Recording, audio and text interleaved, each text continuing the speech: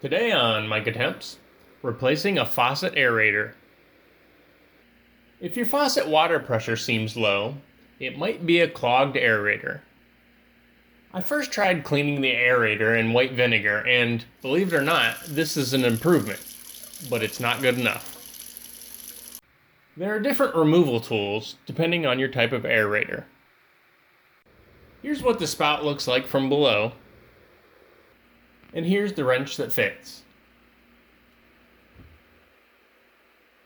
Once the notches are lined up and the tool is firmly seated, simply twist to unscrew.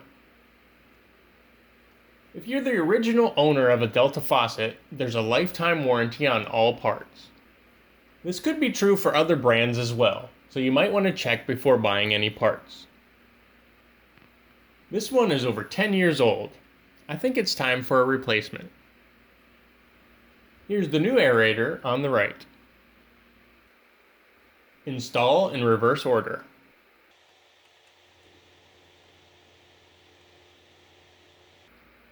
The new aerator came with a wrench.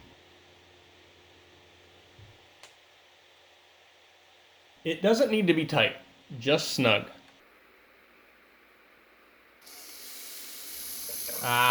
Much better. Here's the flow before and after.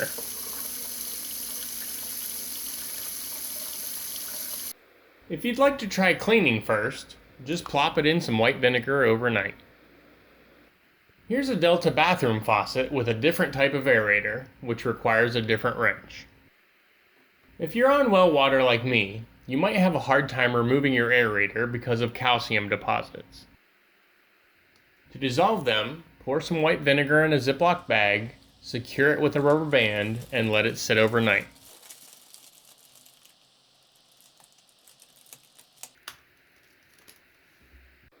Feel free to rate this video, add your comments and questions below, and subscribe for more.